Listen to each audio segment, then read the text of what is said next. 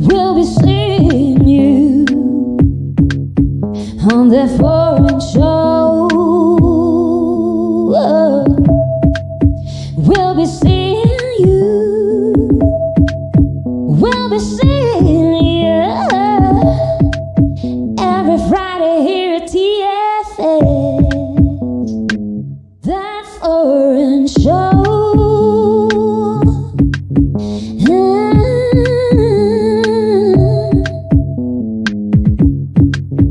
We'll be seeing you on that foreign show. We'll be seeing you. We'll be seeing you every Friday here at TFS. That foreign show.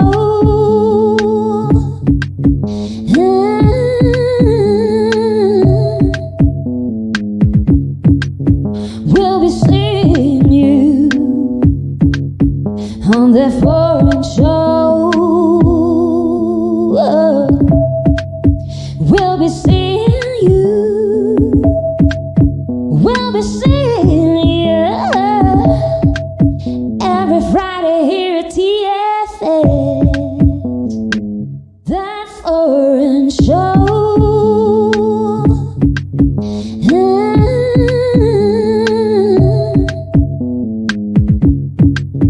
We'll be seeing you on that foreign show. We'll be seeing you. We'll be seeing you every Friday here at TFS. That foreign show.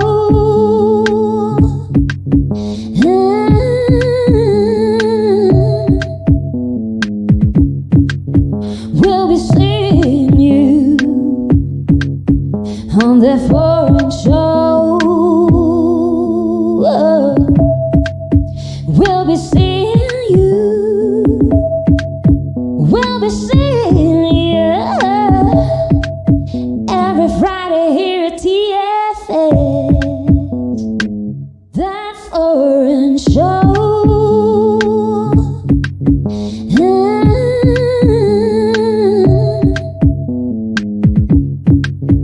We'll be seeing you on that foreign show. We'll be seeing you. We'll be seeing you every Friday here at TFS. That foreign show.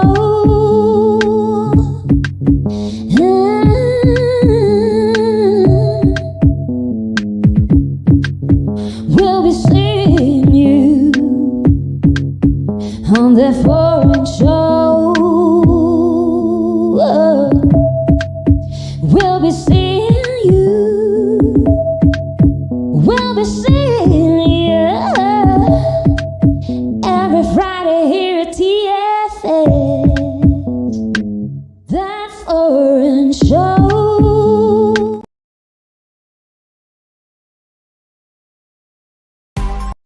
That foreign show.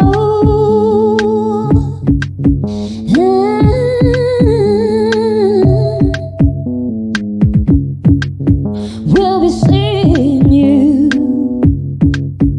on that foreign show. We'll be seeing you. We'll be seeing you every Friday here at TFS. That foreign show.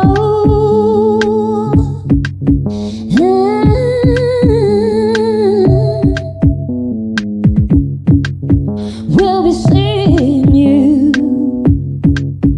on that foreign show. We'll be seeing you. We'll be seeing you every Friday here at TFS.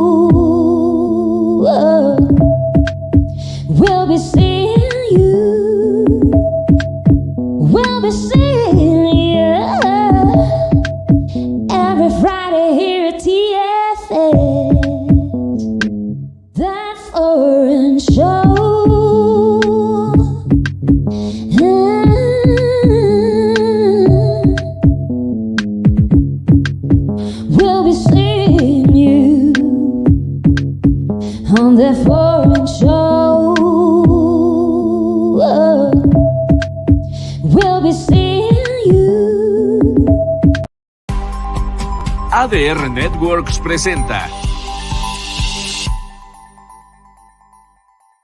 This is Celestine Angel. And I'm Isaac Crouch. And this is... Foreign Show! On the Foreign Show.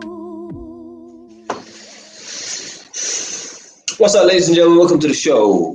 I'm Celestine Angel. I'm Isaac Rakesh. And we're here on ADR Networks, activating Your senses. All right.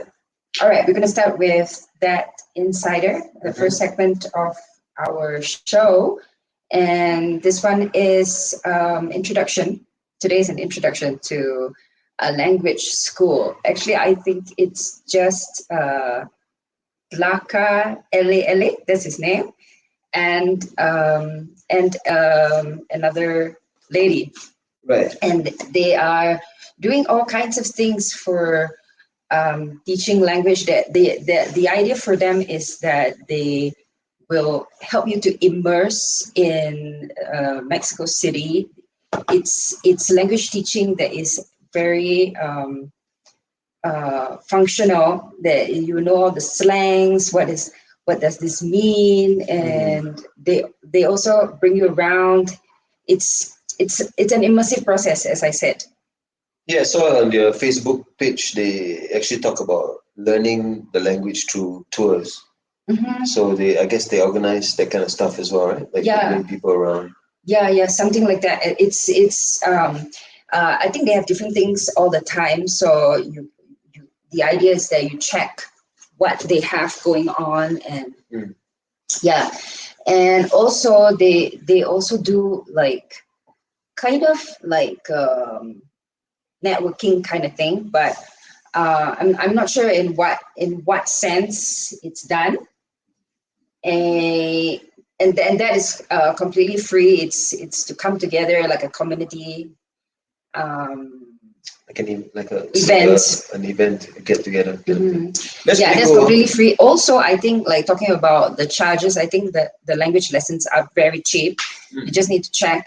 And they are also Tlaka told me to mention that he also does it online. So it's much easier. It's classes that are online. Also, if you want like on site and for him to bring you around, and that's probably discussable. So you can do that as well. Yeah. I guess that's part of the thing that they offer. Right. So after, if you're there, could you put the Instagram page on or the website? Let me just show him which one is it. Intercambio, that's the name of Intercambio the school. Cultural Exchange. Yeah. Thank you. Okay. All right, here we go. So this is the Instagram. So as you see, it's the Mexican Spanish thing, and this is what they are offering. And so just to let you guys know, Tlaka does both ways. So he teaches Spanish to English speakers and English to Spanish speakers. So if you need the other way around, you want to brush up on your English, any Mexicans that might be watching us want to get like a better spoken English, he's also the guy for you. Very cool. I mean, this is definitely a fun way to learn the language, right?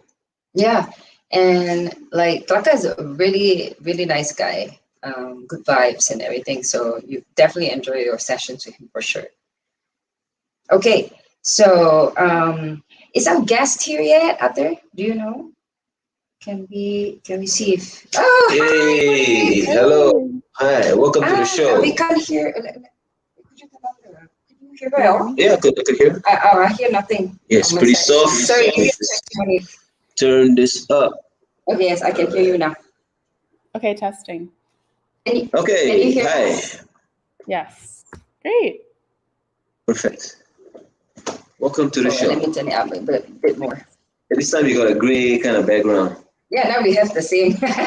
Yeah. It's the Illuminati gray, we call it. Well, welcome to the show. So how are you and where are you now? So I'm visiting my parents right now near Dallas, Texas. it's really hot, so I have this fan Okay. going on. But I usually am in San Francisco. That's where I live. Right. So yeah, I mean, so usually you're in San Fran, and right now you're in Texas, not too far from Mexico. Yeah, just for the weekend. Right. I don't suppose you will come and visit, right? I mean, for this weekend. Well, you are coming back to Mexico to do some projects, right? Yeah, I'd love to come back. I'm thinking like March, February, March. I loved Okay. being there and Cool. meeting you both there last year. Right. Yep. Yes. So Nice. okay. Let's let the audience know that this is part 2 of Monique's episode. Yeah. It's the last time we did the show with her. We don't know what happened to the video. Now it's not watchable, so we are redoing and catching up again. So do you have anything new to share with us? Let's start with that. Do you have anything new to share with us? Like regarding Connect, which is Monique's art collective. Yeah, I'm trying to think of where to start since we last spoke. I think that what's been newer for me and Connect is looking for more physical spaces that we could frequent more often. I think the goal of Connect is to empower community, especially creative folks, and to find connection to themselves, to each other, and just like get into flow. And I think a lot of collaborations have been more ad hoc, and we're trying to figure out how to do these more regularly, like in co-working spaces or other like healing places, stereotypically like yoga, but maybe beyond that as well, maybe activating other art spaces that exist. And so that takes time to build trust. There's a lot of vacancies in San Francisco right now. A lot of places just have like 3 out of like 200 people in one building, for example. So those places, could be used for a lot more creativity. And how do you frame the thing to be a win-win for everyone? Right. So right now, how often do you guys come together? How regular is I the would say meetup? that, Connect is still new. I would say that Connect is an extension of me as a creative, and I'm trying to help promote all of the creatives within my life. And hopefully we can become more organized and empower the existing art institutions or people or groups and promote them and connect them to each other. And I'd say like, how often do we have events? They vary. We have them on average around once a month. And then sometimes individuals within the group will do their own things, and we'll just promote those events and workshops and such. So essentially, it's not you are organizing the events, but you're working with fellow creators who have their own kind of like networks as well, right? Yeah, like just last week, I did a joint event with a coaching community called Ether, and they're based mostly in LA, but in a couple other places like Miami and New York, and they're branching out into San Francisco. So we did a joint event that brought in different musicians, a local chef, his name is Chef Nui, who works at Michelin star restaurants, and sound healing. And the goal was to bring diverse leaders together to connect with each other and to celebrate life. And hopefully it goes beyond that. And I think that there are different levels of engaging people. Like if you're new to each other, you need a little bit of social engineering before you can like jump into the details of like what a project could be. Right. Actually, I found it very interesting when you mentioned earlier about like bringing the creatives to connect, because I mean I've been thinking about this in terms of art, like that art is about connection, like I mean one of the parts of it, like because when you express, you are reaching out to the world. So could you let me know what you think about that? Because I mean I see that that's one of the main things for you. Yeah. So art is so the question, what relates to me is like, I can have connection through art, and I can have connection, and there's an art within connection.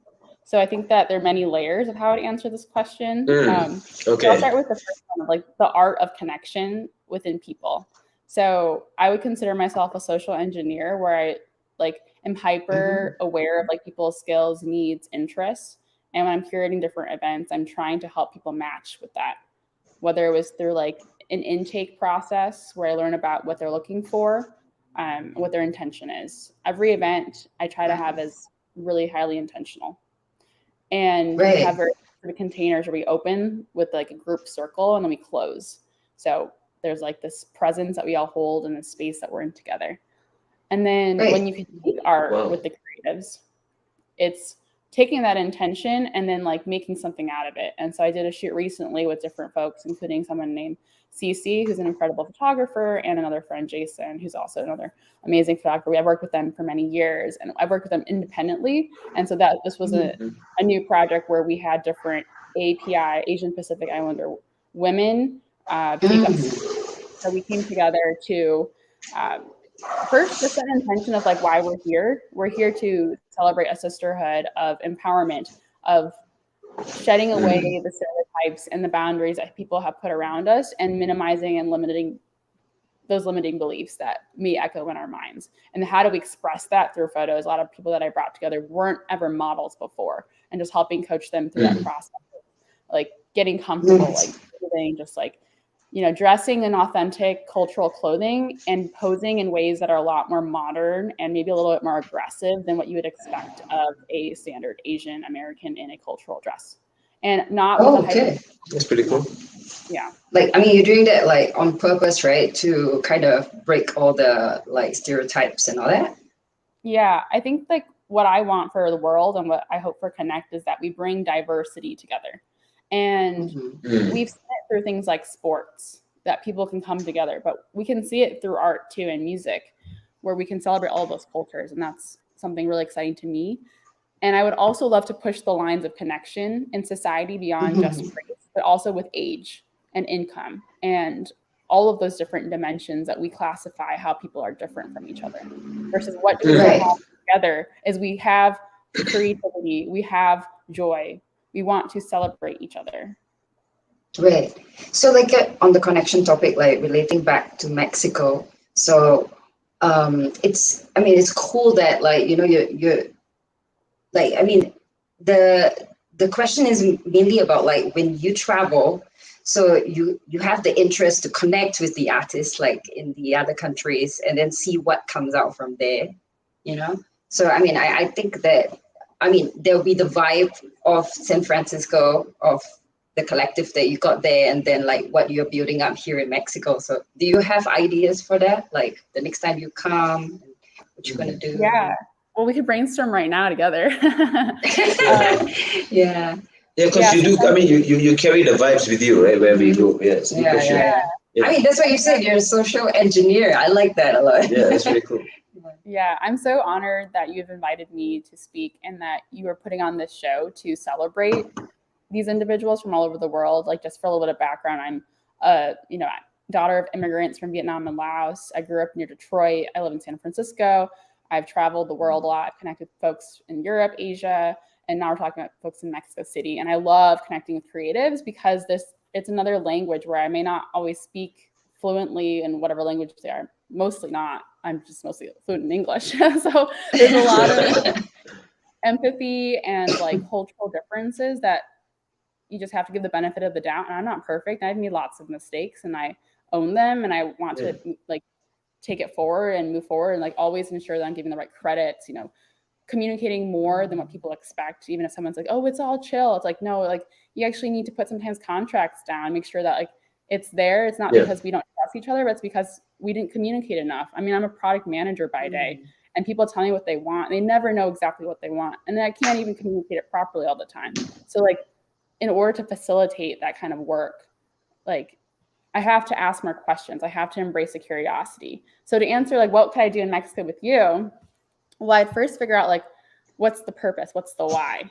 You know, the art of gathering. Like I would say my need is one, but I want to know what your needs are because I want to collaborate with you both.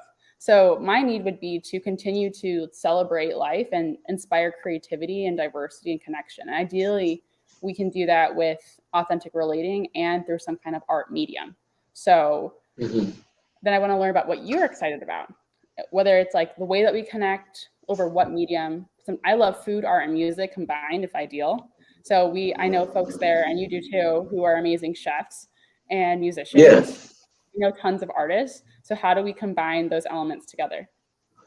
Well, for us, when we do our presentations, our art, it's kind of like that. Also, it's like a bit of a performance art kind of thing. Yeah, right? that's Like, why it's fun to discuss this with you. Yeah. But I mean, usually what like personally I would do is like if there's something that I'm always on something, you know, I'm always like right now I'm inspired by this idea, like let me just explain to you, like for example, right now we are really like discussing and feeling and thinking about the healthy ego, because for a long time like we always just talked about getting rid of the ego, you know, getting rid of identity, the fears that come with it, blah blah blah. And then like we feel like we're now coming full circle and understanding that we need also the healthy ego to, you know, to have value in to see ourselves with value, you know. Yeah. And like, and so I'm on this topic right now, and I would love to like explore that in art. So we're always like that. So like whatever, like if we're still on it when you come, like in March, and if we're here, because we don't know if we'll be back in Singapore at that time, like we would love to explore creating art in that angle, you know. Yeah, it's really interesting. I mean, I have a question for you, and like when you put an event together, and once the event is concluded, right? Do you what changes do you feel, or how do you determine like the event has kind of fed your soul in some way, or your goals, you know? Yeah. I love the topic of healthy ego. That's a new growth edge for me. We can talk about that after. And then to answer a question, Isaac, around like, how do I know if it's fed my soul or not? It really depends on the event. The truth is I could do a better job with delegating and like working with more folks sustainably, like pre, during, post event. And I would say that usually affirmations fuel me, like knowing that like I hear that someone felt inspired or is going to do something as a result of coming to an experience. And I love it even more when they met someone individually. I love it even more when they say that they loved everyone. And that has happened at events. Like, wow, like, the quality of people that you've invited is such a high caliber. And like, it's hard to sometimes be a community organizer and worry about like inclusivity versus exclusivity, but it's just as important to exclude people who aren't in alignment of values or who aren't going to add to the event. And that's really something that I like am learning how to do.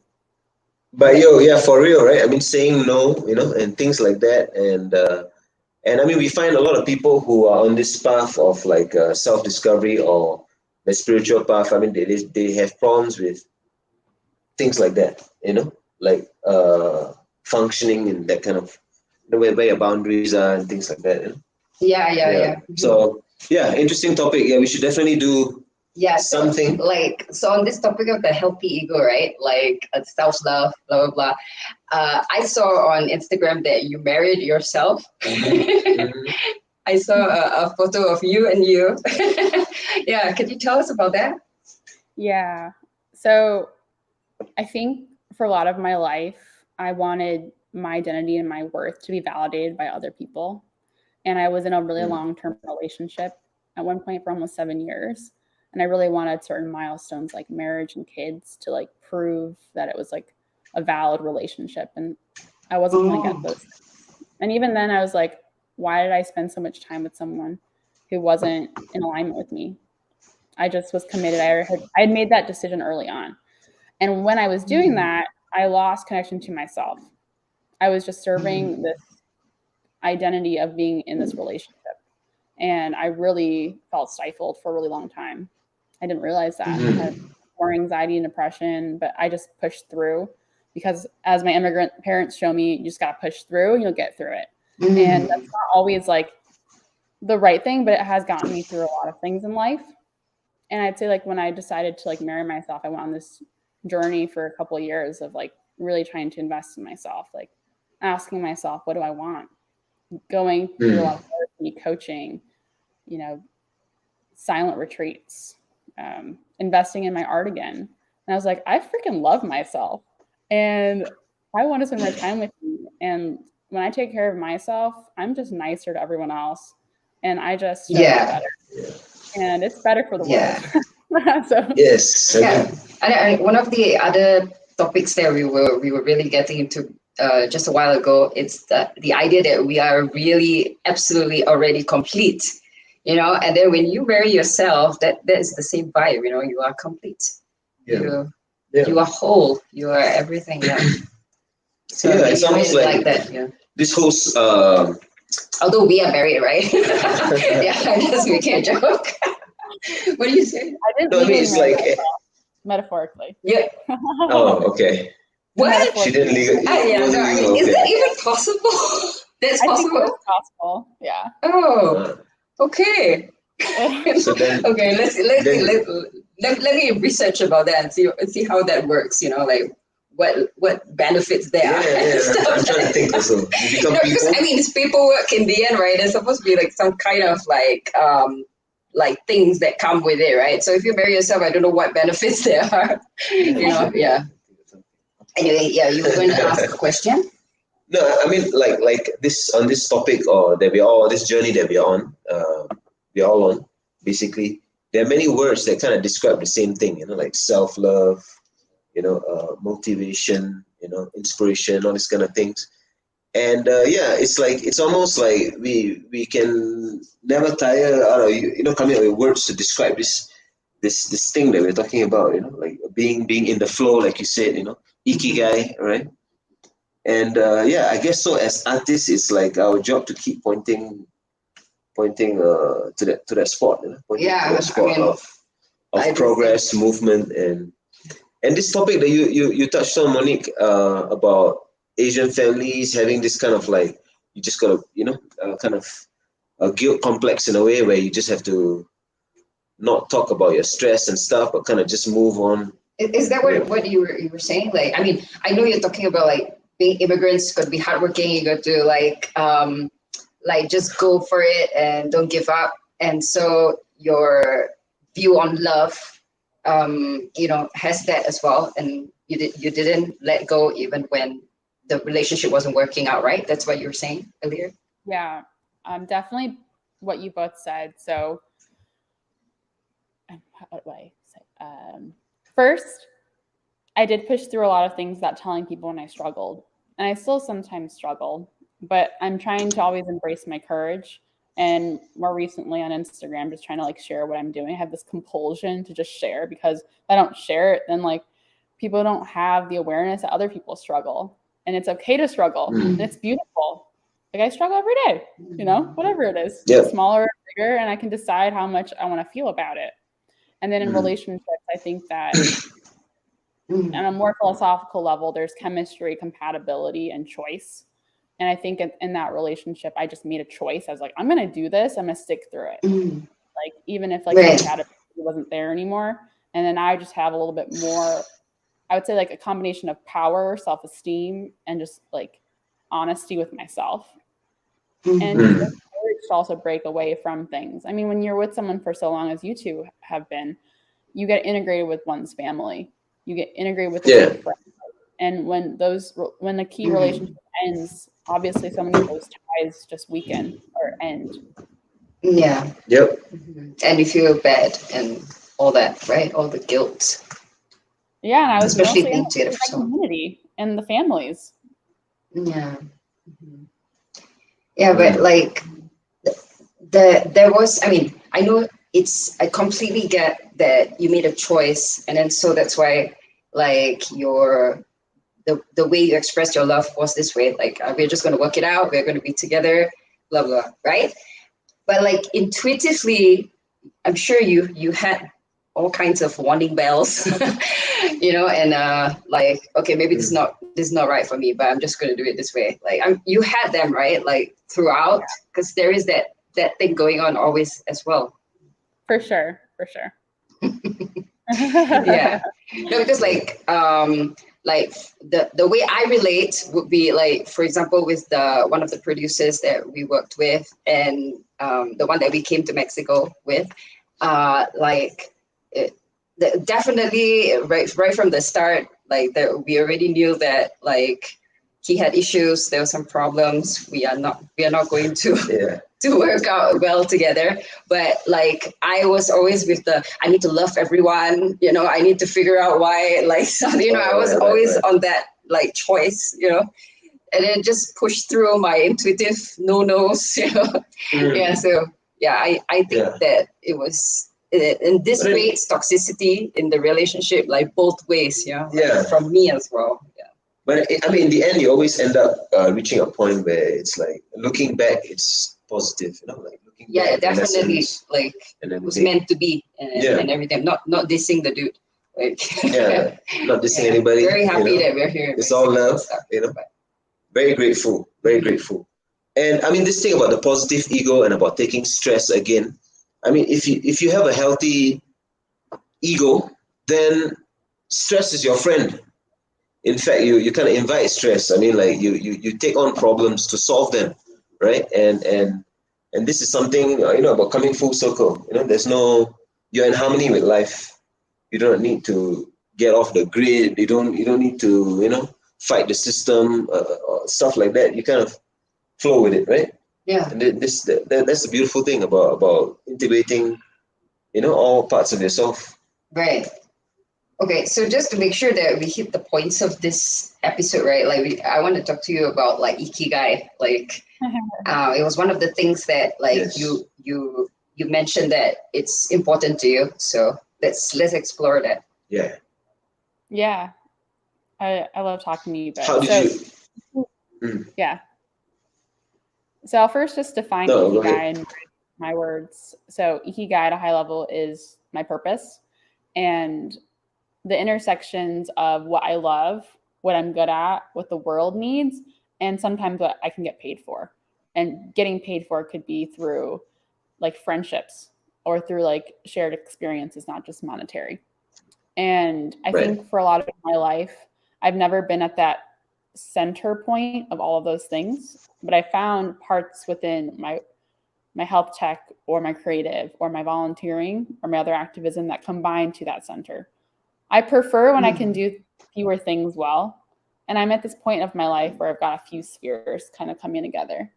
And when I get to meet people like you, or like, be able to collaborate with folks through friends of friends, like in Mexico City, and create amazing artwork with like David and like Damian Suarez, just like really awesome experiences with like coming with different cultures, experiences, and seeing what it's like to collaborate. Like that's a different level of showing an outcome of people being able to work together who are very different. And so how does that relate to my Ikigai? Well, it took me a long time to say I was an artist. Honestly, not until like maybe like last year. I always said I was a creative. Oh, wow, cool. Because there's a lot of pressure to say I'm an artist that I put onto myself. Like, I have to sell my art, or I have to have gone to art school, or I know what all of these like famous techniques are, or, the labels that come in, like the skills like that you have to be like, like a trophy. Yeah. And all of that stuff. Yeah, we hear you. But creative is a perfect word as well, because you're not. Artists can be limiting. For sure. And so I guess like, where does like my Ikigai fit into all of us with Connect and beyond? I think my strengths are with like really good like project structure. Like I develop health apps and healthcare systems for big hospitals and companies, and I advise on these things. And I bring that level of structure to support creative projects that I absolutely love, because that's my natural habitat of like being extremely expansive and like ideating for days, and like doing things like making a rice tub like that I could take photos with. I bought 100 pounds of rice to like put onto my face. But like that feels like, that's expansive, and then I don't make money from like anything from Connect, really. I just want to break even, if that. And I often lose money, to be honest. But I'm looking to try to make this sustainable for me and everyone around me too, because I want the artists. Yeah. I want people to be able to benefit from Connect. The point is that people can get work from it. I'm promoting everyone. So I want these creative people to stay in the community, because I want them to stay in the Bay Area, because it's so hard to find other creatives because it's so expensive to live there. And so I go to other places just to like feel re-inspired, like going to Mexico City or Europe or Asia. And I want to be able to build those connections too, and invite people together for like international collaboration. That's so cool. And that feels Yes, that sounds really cool. Right. So yeah, we will come through. When we come to San Francisco, we will join you for Sunday night. Yeah. I mean, yeah, that could possibly happen, of course. No, but it's really interesting, this thing. I mean, so that whole part is so important to the equation, right? The business side of things. How do you manage that, or what's your approach to that? What's my approach to managing the business side? Yeah. Honestly, I need to be better at it, because a lot of it was like, oh, Monique has this idea and this is like her kind of budget, and then I always spend more. But okay. All right. There are like different like spaces who've offered to maybe give me their spaces for like as a business expense, and I have fiscal sponsored. We have a C3. I'd say like I try to sell tickets to events. I make it sliding scale, and that's really hard. Like this last event, we charged, sliding scale, like 35 to whatever you can. And the suggestion was 55. Like that wasn't going to break even. So like the coaching group and I just would split the extra cost, because we wanted to bring diverse individuals and we wanted people to just show up. That was the most important thing for us. So that wasn't like a money making thing. Maybe in the future, what I could do is like beyond like the initial connectors and the key leads I'm investing in, allowing them to be the leads of these events, where then we can invite maybe 100, 200, 300 people, and then we could sell product tickets. And that would then be able to support the artists, help them get paid well, right? Pay for the spaces, pay for all the food vendors, the chef that always works with me, basically as a volunteer. I would love for that to be sustainable for them. Right. And do you have like sponsors? Oh, sorry. Yeah.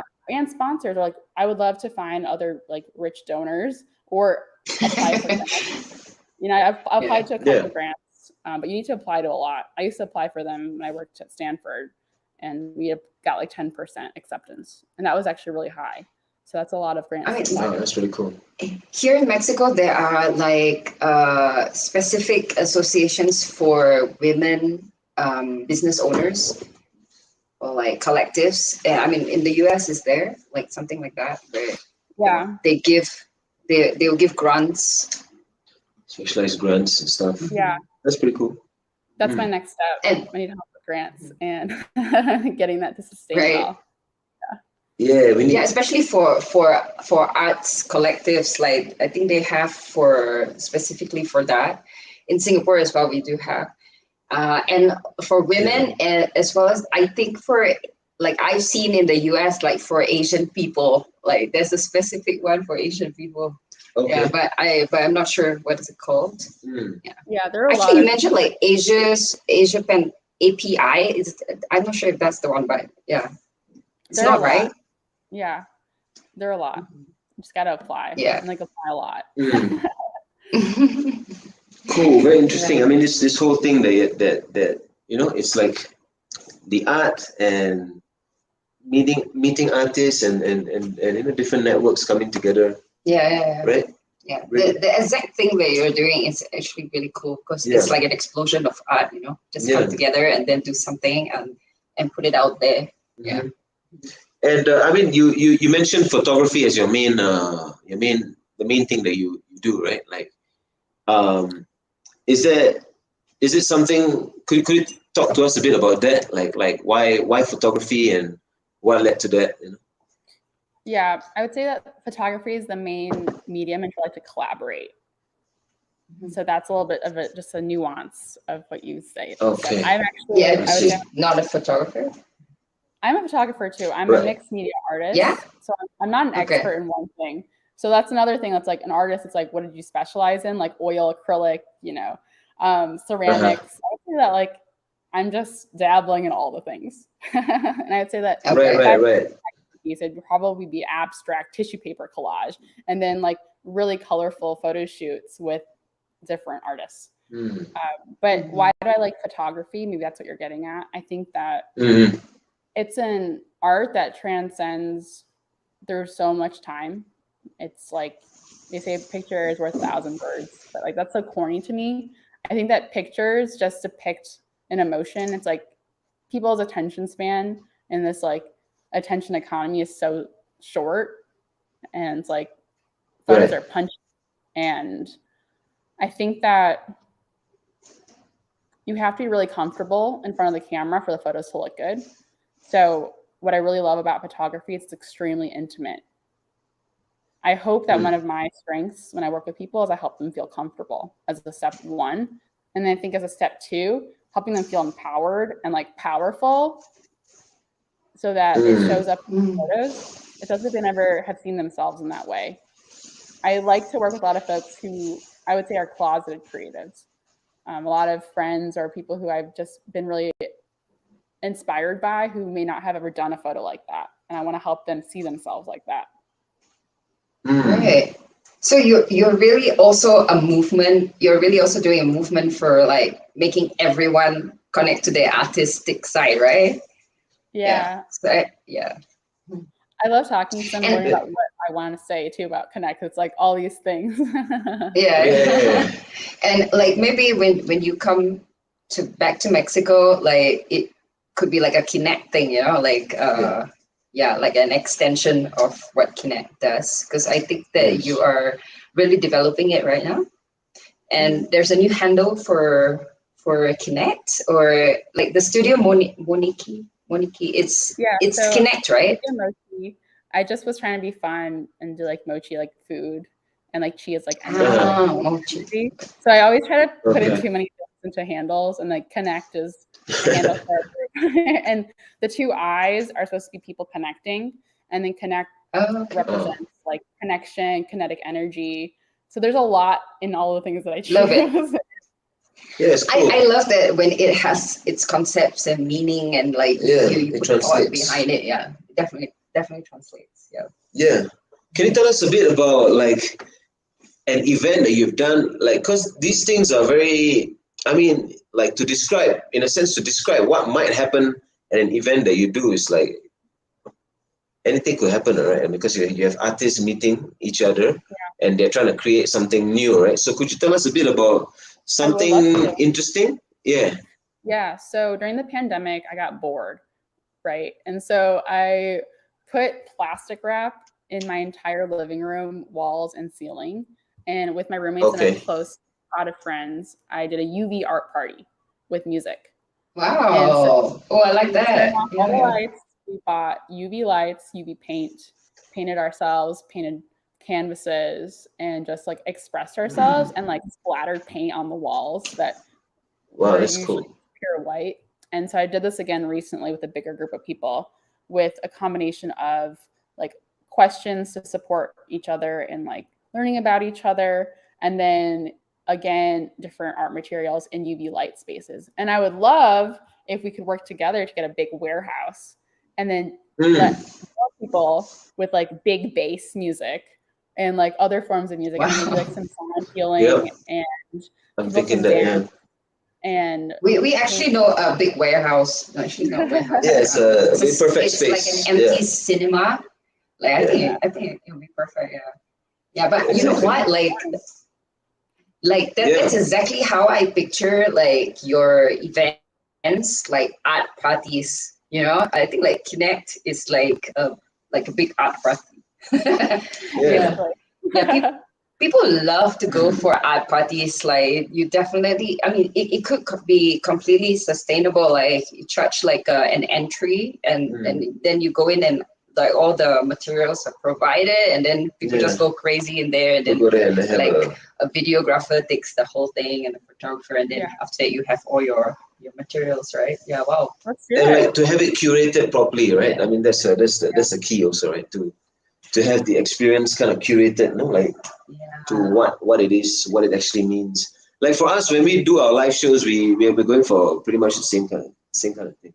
Right. Like even the last single that we released, I mean, Universe Me, you know, that it becomes like what you're trying to say is one thing, but we're trying to affect some kind of real reaction from the people, like something real that can't be described, you know, Yeah. right? Like I guess that's the whole performance art aspect that I think is really interesting. Yeah.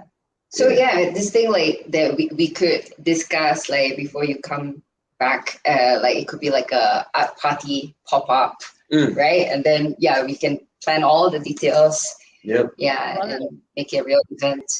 Do that off camera And then so we we have a can. section where people can go and like express themselves over there. Oh wow, I like that. Yeah, like a booth, right? then- Yeah. I'm gonna keep adding to this, and like interview section, people can share their stories, and then like a tea section for introverts who want to journal and like be quiet. You know, got design for all. Like that. Right. Yeah. Yeah. Wow. Okay. Yeah, we can plan it. Yeah. Like I mean, so you're really thinking like March or like anytime earlier is possible? Yeah, we could talk. Let's talk offline about dates. Offline, yeah. Yes. Let's do it. Yeah. Let's do it. Yeah, let's definitely do it. Yeah, because for us, we right now, I mean, we're really excited right now. I mean, like in terms of doing our art and putting it out there and testing out different technologies also and trying to connect with people in new and interesting ways. I mean, can you tell us a bit about some of these things that you've explored or these things that you kind of adopting to spread the Connect message? So the question is, what are different things that I'm trying to do to grow Connect? Or yeah. Actually, the question is like, since you're from the Bay Area, you know, maybe you can tell us a bit about what's new and what's exciting technology-wise. You know, like that maybe you use in getting your message to more people and connecting with more people. Oh, okay. Like a what? Like a trend? Oh. Okay. Anyway, yeah, you go ahead. Sorry, I'm also trying to figure out. Yeah. I think that like the biggest trend that sounds kind of, you know, cliche at this point is AI and art. Like I know different artists who are leveraging different AI tools from the content generation. I don't really use a lot of AI for my stuff because I like my language and my voice. But I've used Kapwing, which is my friend's video editing tool, to help create some reels. I'm not a reels person, but I've forced myself to learn how to do that because it helps showcase the experience in a bigger light. And I have a backlog of like 20 different experiences that I'm gonna put on Connect, but it takes me so long to make the reels. So I'm trying to like use more tools, maybe like, you know, hire other folks to help me make it. Right. I mean, yeah. It's like there's so many of these kind of like you know, video chopping software and all kinds of stuff. Yeah, it's really interesting. But so this whole thing about like AI and you being the artist as an example, yeah, it's a whole interesting thing, right? Like you're saying you're not too like. Why don't you tell us a bit about how you use it, no? Or if you use it at all. Right, and just a quick note, this is the last five or so minutes, like so. Oh, okay. It is? Oh man. Yes, please tell us about that. How you use AI. I don't use it enough yet. Is the truth. Like I have not optimized for marketing, SEO. I focus on the relationships. I focus on the people and the in-person things, and, like calling them and like getting to know what people need. And so when a lot of the world invests in technology and AI, and I work in that sphere during the day, my goal is to connect with the people. I never want to lose that. So a lot of my efforts and energy has been there, but I would say that that's the next step for me is how can I like scale my effort and energy? How can I automate my email? How can I automate my outreach? Maybe I do go with ads. Maybe like, you know, we hire someone to manage responding to people. I respond to everyone. I have a friend help me. Like I'm not automating any of that yet because I don't want to do that yet. Yeah, I mean, but it's so good that you're building this real authentic connection with people first before you even, you know, try to attempt to like market it or because that's promote what it's it. about at Yeah. the end of the day, right? It's about the It's connection. sincere. Like it's Yeah. very important that is there. Like instead of all the like all the flashy stuff. Yeah. Well, you've taught us a few interesting things today. You want to close with something else you want to add to the Yeah. people More Ikigai. No, I'm kidding. before we wrap up the show, man? Yeah, I'd say that the advice that I give myself and what I wish I'd given myself earlier is just like, just do what you love. It sounds, again, corny, but like, if it's not resonating with you, it's not going to serve you. And I think something that I've learned from a lot of creatives, it's like, it's hard to get started. It's expensive to get started. But it's like, what's the cost of not doing what you really want to do? Like, what impact does that have on your soul or your life? You know, like you can die any day. So are you going to like hide and just wait until you're retired to your creative stuff? No. You got to do that now. Yeah, Gotta do it now. It's such so important what you're Healthy saying. ego. Yeah. Yeah, for this episode, hashtag Yeah. Ikigai, hashtag healthy ego. And Don't watch take this it space, ladies and personally. gentlemen. Don't take things personally. Yeah, That's so not good. good. Yeah, like they just throw out all the advice right now before we end. Yeah, so Arthur, the production, the engineer, he's telling us right now we are over. Thank you so much for Thank joining you for us coming for to the part show. 2. Wonderful episode. Thank you. Yeah, definitely let's plan what to do for our art event. And also maybe it's gonna be fire. come on again after or before for this show. Yeah. Would love that. So- Yes. Thank you both so much. Nice Thanks, talking to you. everyone. Nice talking to you. I'm Isaac Rakesh. I'm Celestine Angel, and we have Monique Nguyen with us, and we are signing out, activating your senses. Peace. Thank you to all who joined us here on That Foreign Show. It's been awesome. I'm Celestine Angel. And I'm Isaac Crouch, and we'll see you next Friday. Have a great week.